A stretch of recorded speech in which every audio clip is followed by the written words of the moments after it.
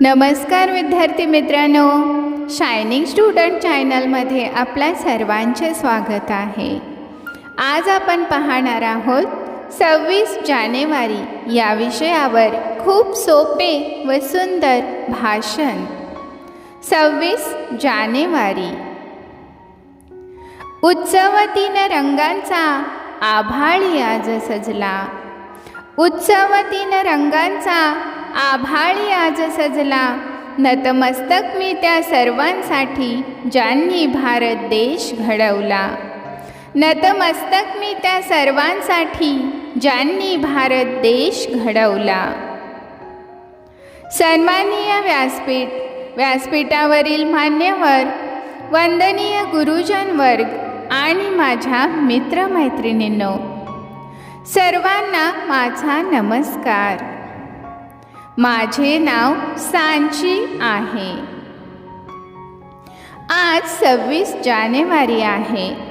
आपण भारताचा प्रजासत्ताक दिन साजरा करीत आहोत।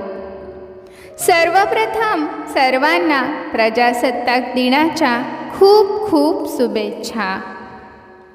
मित्रहो, आपला भारत देश 15 ऑगस्ट 1947 रोजी इंग्रजांच्या गुलामगिरीतून मुक्त झाला। पण या स्वातंत्र्याला खऱ्या अर्थाने आकार मिळाला तो म्हणजे 26 जानेवारी 1950 रोजी।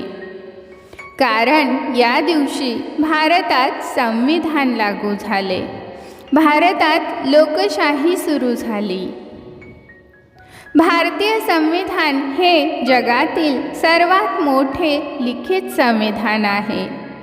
संविधानाने सर्वांना समान हक्क व अधिकार दिले आहेत। संविधान आहे म्हणूनच भारतात अनेक जाती धर्माचे लोक एकत्र राहतात।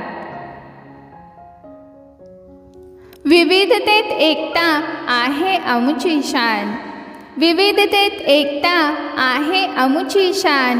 म्हणूनच आहे आमुचा भारत देश महान, म्हणूनच आहे आमुचा भारत देश महान।